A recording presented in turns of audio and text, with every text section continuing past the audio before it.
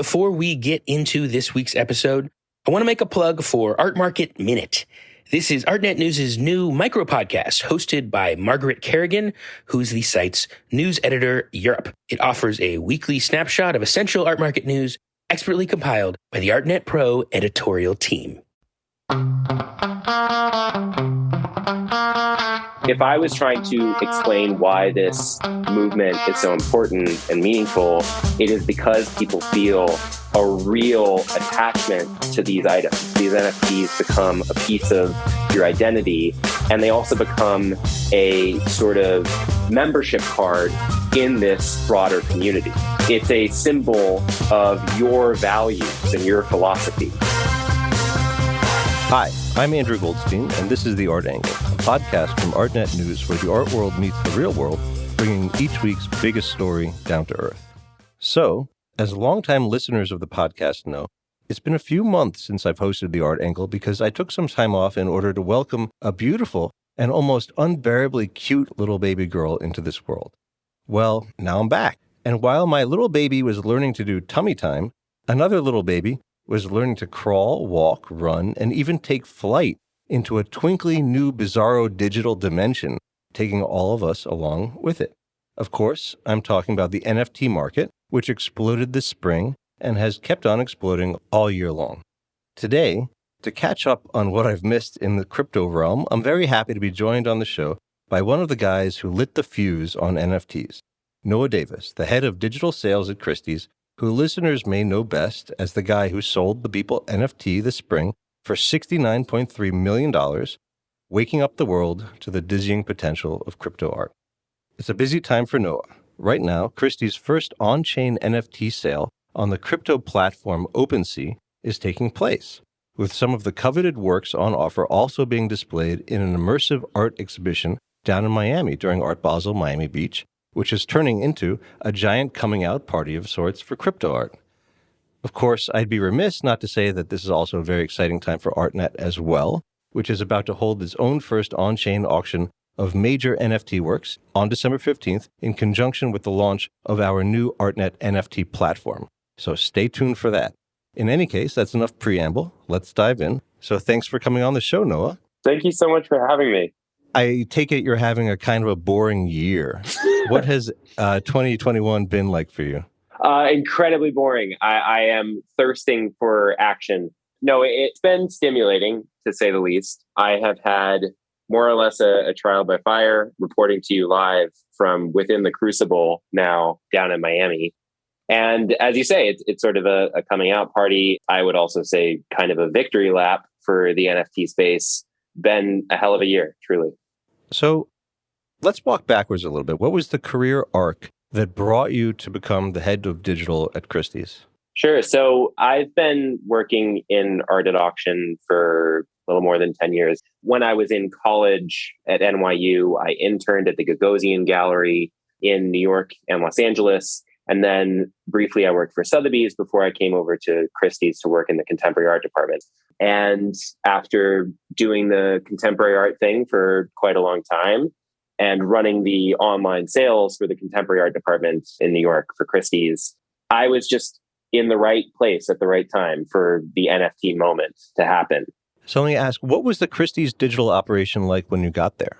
So when I first started working on the online sales, it was not a very glitzy or glamorous category, if we're being generous. This was the place where stuff already had its first shot, came to have its second shot or third shot before we sent it home. And that category, I'm proud to say I helped to grow that from what it was to what it is now, which is a reliably pretty profitable platform where we feature post-war and contemporary art that is at a entry price point, but is pretty respectable. It's a pretty nice spectrum of what's available in the post-war and contemporary art market.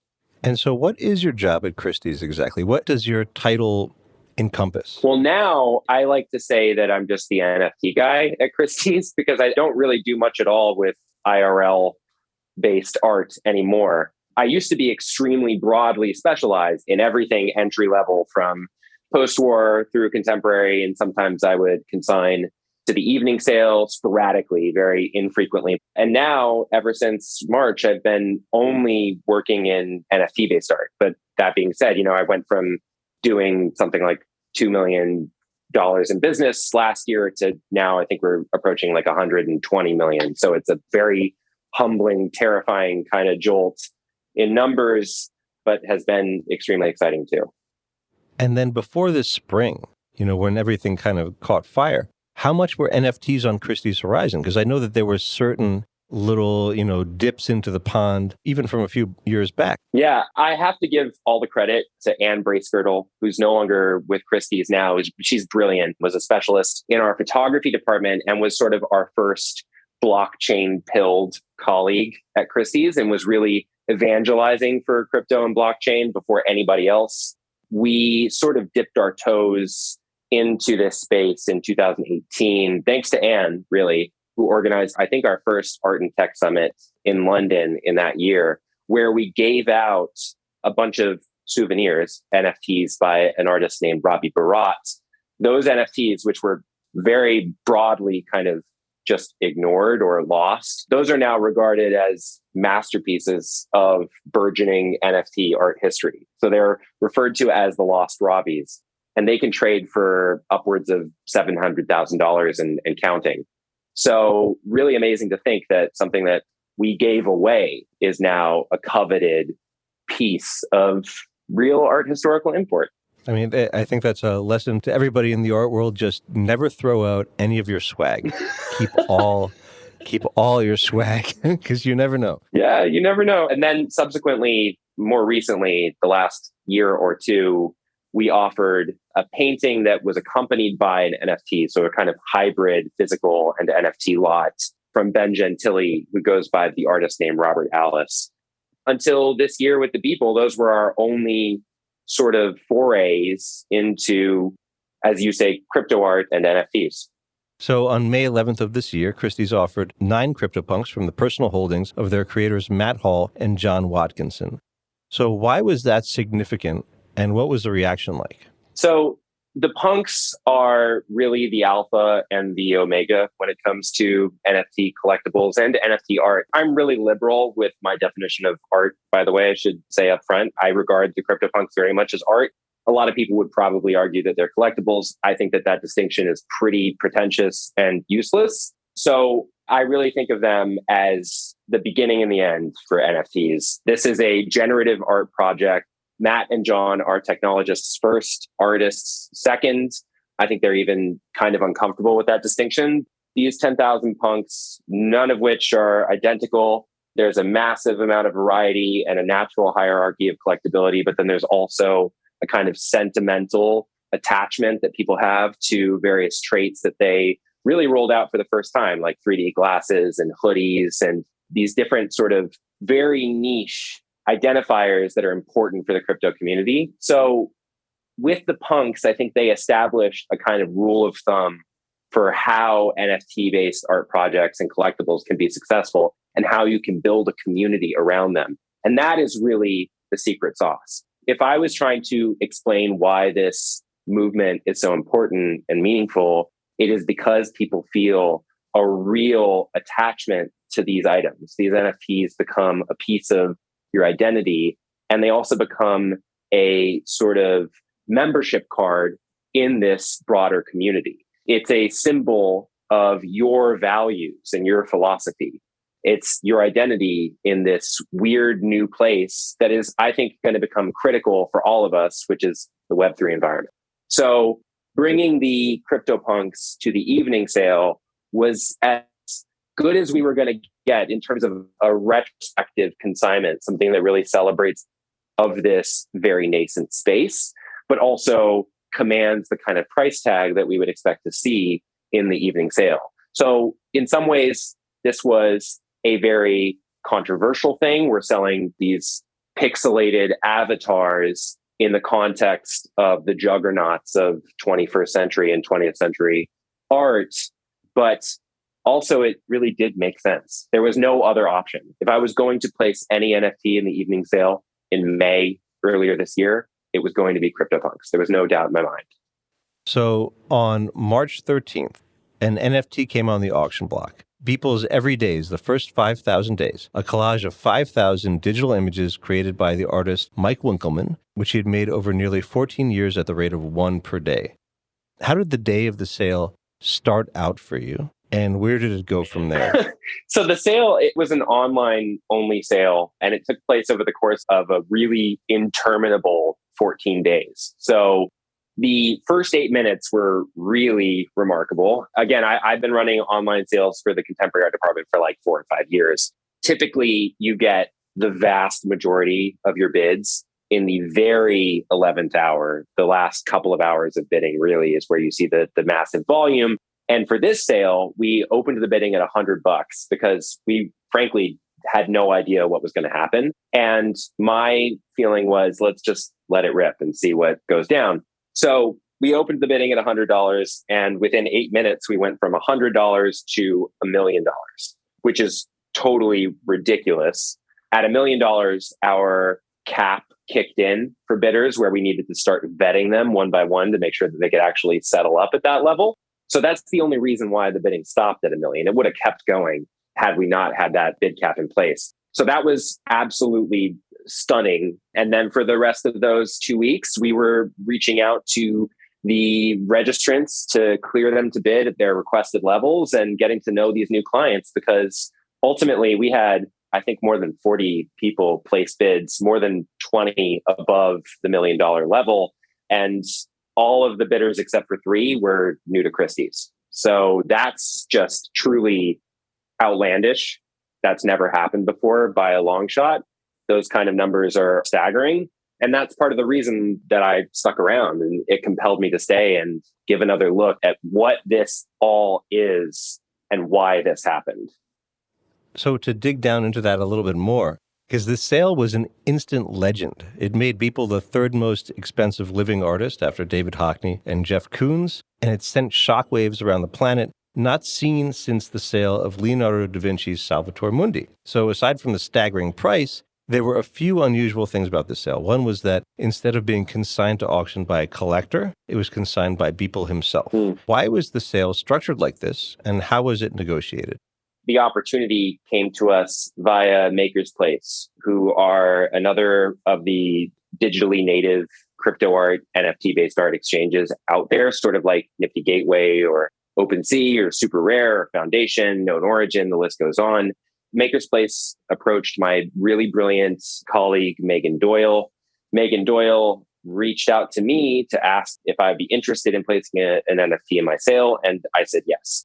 And that's basically how this all came to be. We were not even speaking to Beeple initially.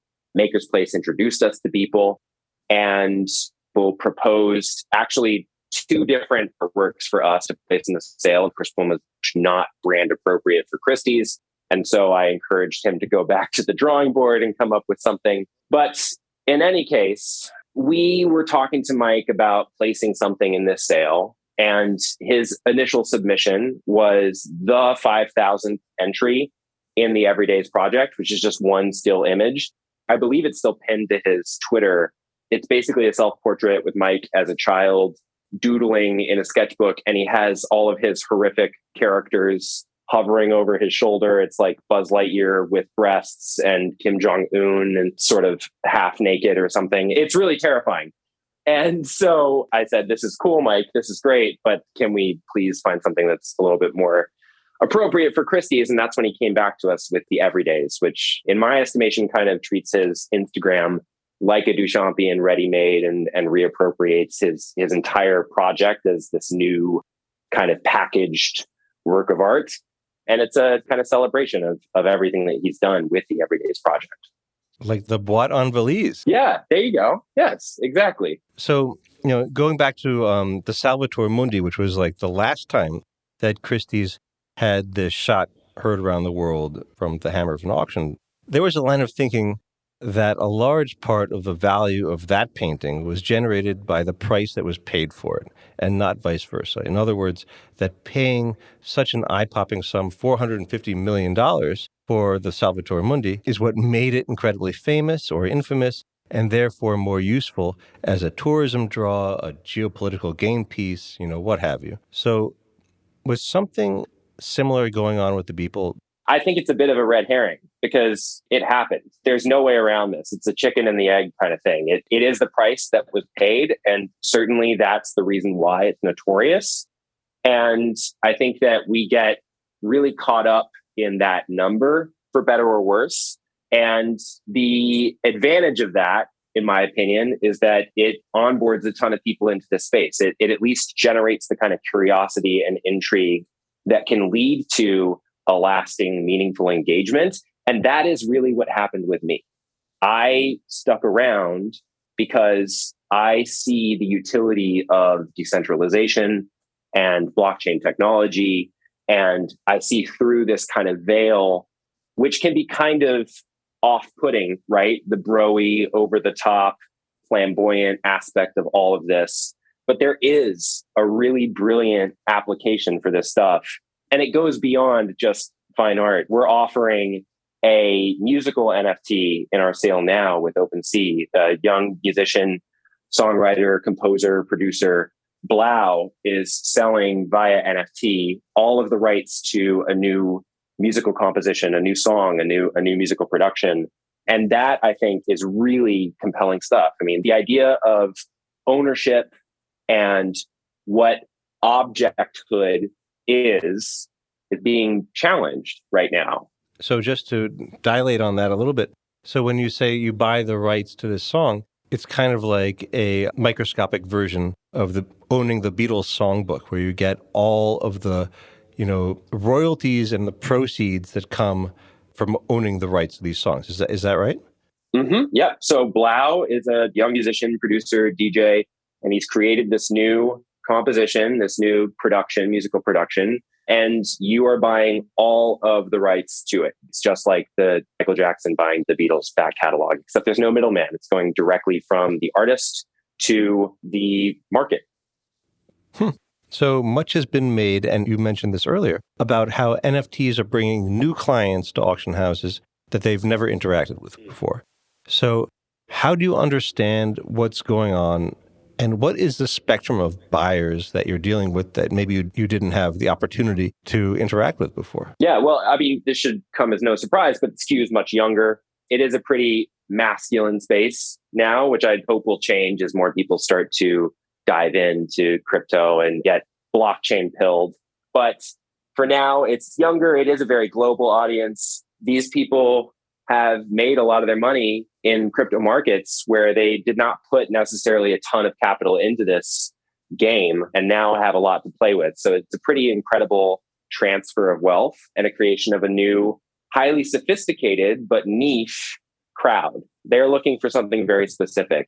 And I think that a lot of young people, and I certainly count myself in this camp, don't really have much of an appetite for collecting stuff. Things are very inconvenient and pin you down.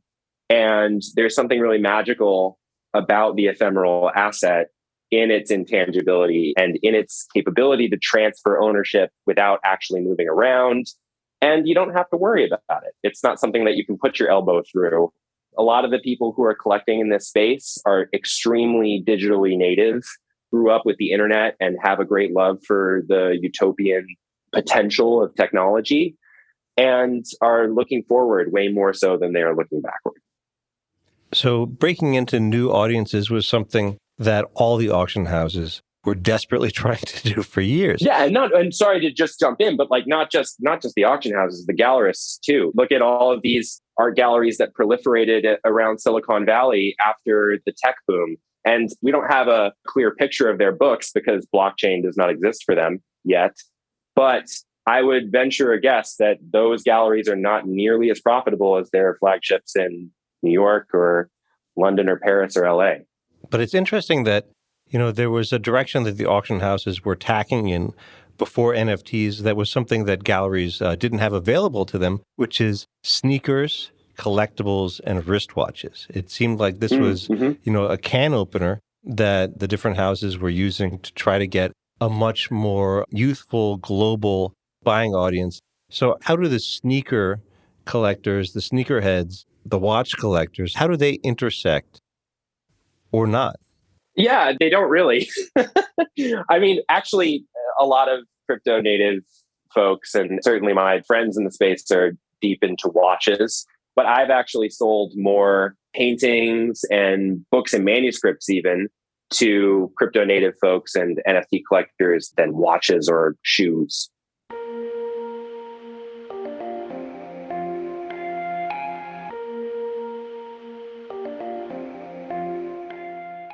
So, how do you interact with your buyers? How many have you actually met physically in the real world or the IRL space? And how many do you interact with mainly, over Discord and Twitter? That's a really interesting question. I love face-to-face engagement, and I've just spent the whole day in Miami with collectors and artists and anons and collaborators. But all day long, every day, I'm having avatar to avatar engagement. So it's not face-to-face, but we are definitely connected at all times. And that kind of connectivity is really contagious and addicting too. I spend like an embarrassing amount of hours in private Discord chats and on Twitter and DMs and WhatsApp and Telegram and Signal and you name it. Feels like every other collector or anon or person has a different preferred place to engage, and meeting them there where they want to be is totally fine by me. I do find this to be a highly social marketplace in a way that contemporary art just isn't. The contemporary art world likes to hobnob for sure, but very much on these kind of prescribed terms and pretty much weekly or bi-weekly at best when there's an opening, or monthly at the gala or the museum fete or whatever.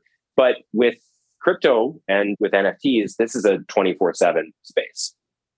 So right now, a lot of attention in the NFT market is going to profile pics, or PFPs, as they're called, the digital pictures that people can use as their avatars on Twitter or other social media platforms. And the two hottest ones right now are CryptoPunks and the Bored Ape Yacht Club, with celebrities like Jay-Z and Snoop Dogg's on Team Punks, and Jimmy Fallon and Stephen Curry on Team Apes. What is the difference between the two? And to use a musical comparison, are the punks to the Beatles as the apes are to the monkeys, so to speak? That's fun. It's really an interesting question. More recently, I've heard people, and this is sort of disparaging, and I don't think it's very fair to Matt and John, but I've heard some people say that the punks are like a dead artist, someone who has already put their art out there and it exists, and they are no longer making anything because they haven't really innovated or given out a new roadmap for the project, which is totally their prerogative, right? And I respect their desire to be really deliberate, methodical, and slow with this. And actually, I think that that's in some ways a really strategic move. But the Bored Apes are much more innovative and willing to take risks and play around with the IP. They actually allow you to own your token, the IP, the underlying intellectual property represented in your token. The punks, that's not the case. If you own the punk, you can use it for your avatar and social media. It can be your identity, but you can't license it out to create a brand around it or like a TV show. With the apes, you can. So there's this kind of sense that the apes are a little bit more laid back. They want to party. They are fun. And that's sort of the gist of it, right? It's a little bit more rock and roll. Whereas the punks are very much like this sophisticated symbol of wealth and being way ahead of the curve and having a very Web3 native kind of intelligence. And how important are these communities to the NFT phenomenon? Critical. Without punks, none of this ever happens. This is all thanks to Matt and John, Larva Labs, the CryptoPunks. Without them, none of this happens. And I believe that your Twitter presence is non-fungible Noah, which is very funny. And your own avatar is this little red pixelated frog with blue glasses, which places you in the Cryptodes camp. Yes. Where you are one of 6,969 digital amphibians who are trying to escape the truly despotic rule of the evil King Gremlin. So what does that mean? Can you explain what's going on here? You're killing me. Gremlin is the artist who created the Cryptodes, and I love Gremlin. Shout out Gremlin. Shout out Motivate Me, Someone, the whole Toads team. I love you guys. They're friends, and I think what they created with this stuff is really amazing and unique. The Toads are CCO. So it goes a step further even than the Bored Apes. Anybody can do whatever they want with any Toad. Nobody owns this stuff. It's extremely crypto native in that way.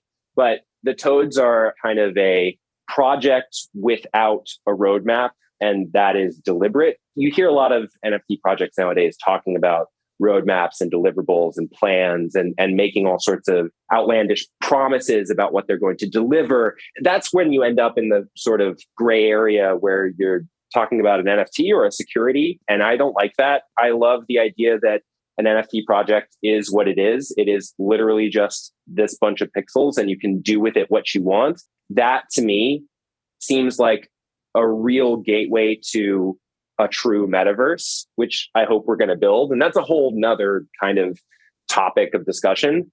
But the Toads are really just about the vibes. If you like the Toad, if you really resonate with that little character, you can be a part of this community. You can buy in and show your allegiance to this kind of philosophy, which is one that is all about decentralization and independence and autonomy and finding your tribe. Cryptodes is not the only NFT that I resonate with on this kind of level, but I definitely feel a kind of kindred sort of connection to these folks, and not just the team who I know pretty well at this point, but to everybody I see rocking a Toad PFP on Twitter. I really do regard them as people who share certain important kind of viewpoints about the world and want to build one that looks like the world I want to build. So that sounds like a lot of fun, but there's also this dark side to NFTs. In fact, NFTs are like some kind of spooky polyhedron that is covered in dark sides. First of all, there's the environmental impact where cryptocurrency, which is the basis of all NFTs, devours an enormous amount of energy, with Bitcoin alone sucking down more electricity than Argentina does every year. So this is at a time when the planet seems to be hurtling into an apocalyptic inferno unless the entire world bands together to lower emissions. So how does Christie's make peace with the negative impacts of NFTs? Yeah, it's a really important point. And I do not want to contend with that statement. The environmental impacts are severe. We have to make peace with that. And I'm really encouraged by the brilliant minds in this space. And I see everybody working towards this common goal of figuring out proof of stake, which is ultimately, that's the crux of this issue, right? The thing that makes blockchain and crypto, more generally speaking, damaging to the environment is proof of work, which is how the blockchain functions now.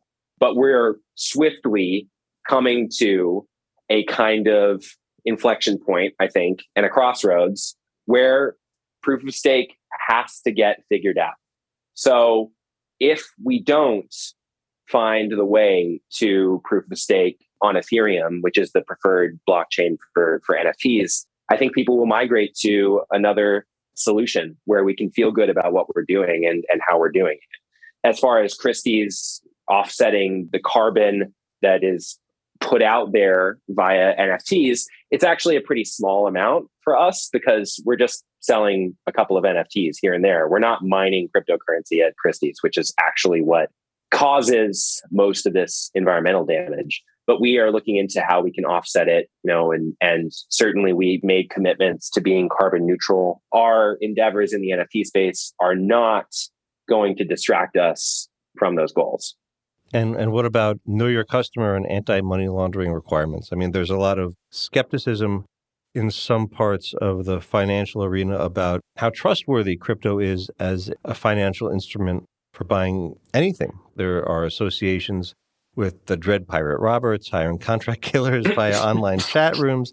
I know that's an extreme case, but how does Christie's, which is really built on this foundation of knowing how to deal with enormous sums of money from known buyers to known sellers, how do you step that up into this new realm? Well, I'd say that first and foremost, there's a huge difference between anonymity and privacy.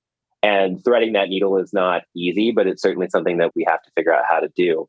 I think that moving into this new space where everything will be built on a foundation of blockchain, that we're going to get a lot more used to everything being public and disclosed.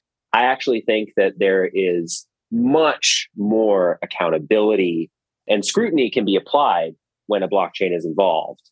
And I'm really looking forward to the day where we have this kind of strata underneath everything that we already do incredibly well with Know Your Customer and anti-money laundering protocols. I think that if anything, blockchain is going to strengthen those protocols as opposed to undermine them. It's just a question of how do we integrate all of this in a thoughtful way. So I believe in decentralization. I believe in accountability. I believe in visibility and transparency.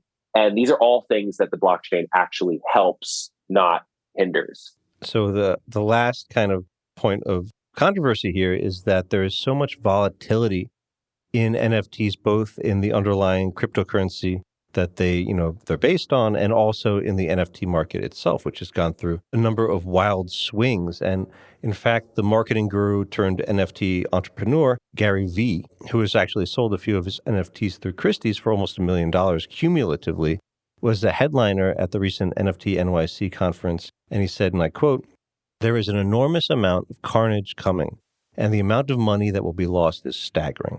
A lot of people have the majority of their net worth tied up in their tokens, and that scares the piss out of me.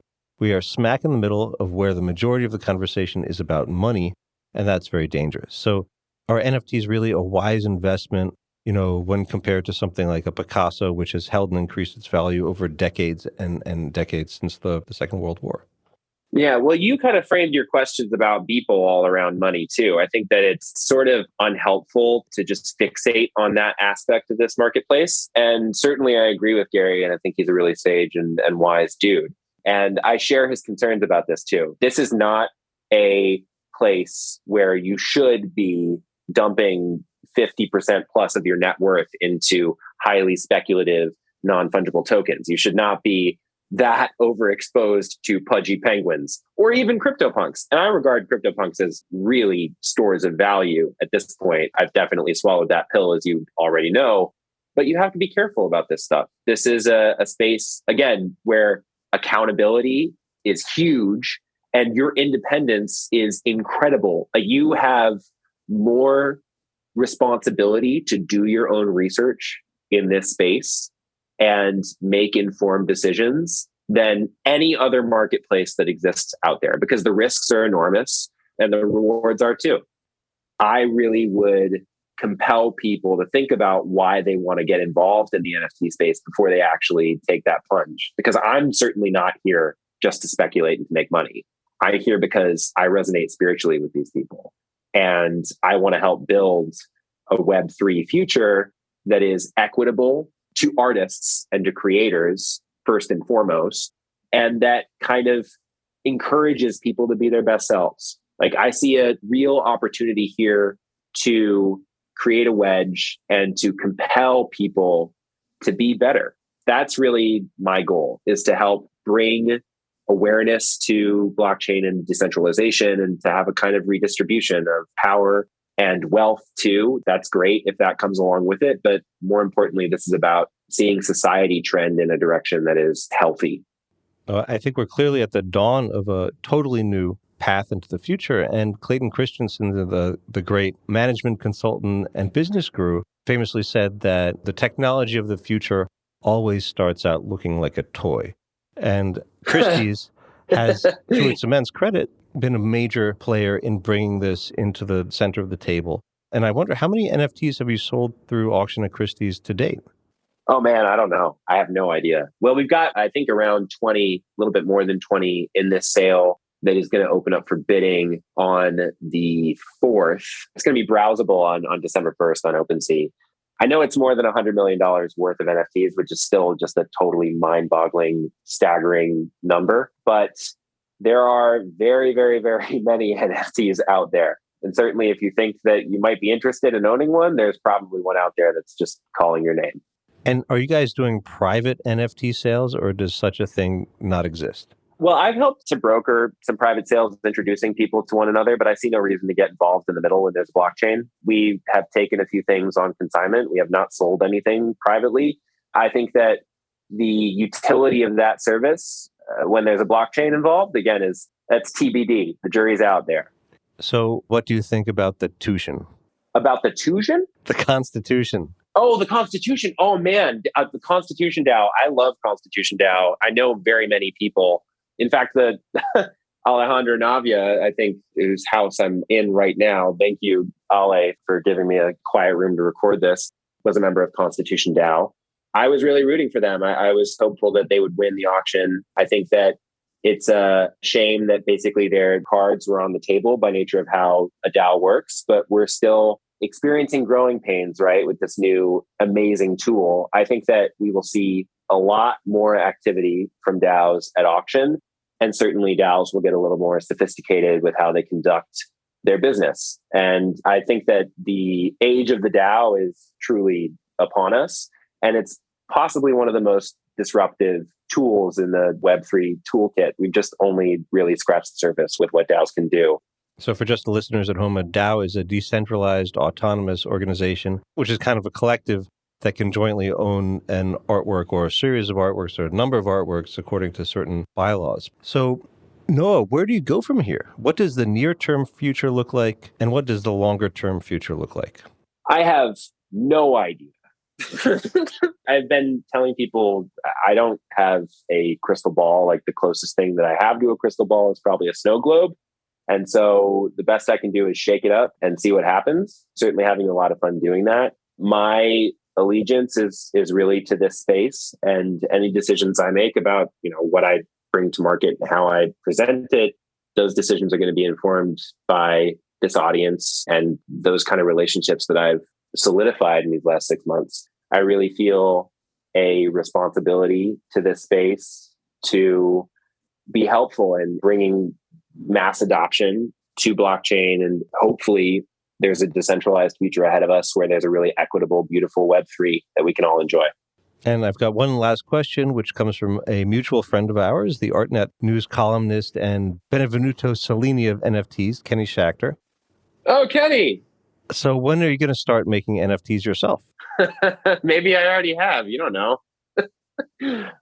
That's the beauty of, remember when I was talking about anonymity and privacy and all that good stuff? I could have 20 different identities and you wouldn't know it. Okay. Thank you very much for coming on the Art Angle today, Noah, in this present identity of yours. Pretty exciting stuff. Yeah, thank you very much. It's amazing always to talk about this stuff, and it's super fascinating. And I really encourage everybody, if you have any kind of interest in this, you think there's like a sort of inkling that you might find a utopia buried behind all this stuff, it might be there. So take a closer look. Well, that's it for this week's episode of The Art Angle. I want to take a moment to thank the entire Art Angle team for putting out incredible episodes week after week while I've been on diaper duty. It was such a success, in fact, that I think you should expect to hear a wider variety of voices on this show going forward. If you like what you heard on this episode, you can subscribe to the show on Apple Podcasts, Spotify, or wherever else you get your podcasts. Also, take a moment to rate and review us. It will help other listeners discover what we're doing. The Art Angle is produced by Sonia Manley, Tim Schneider, and Caroline Goldstein. Thanks for listening, and see you next week.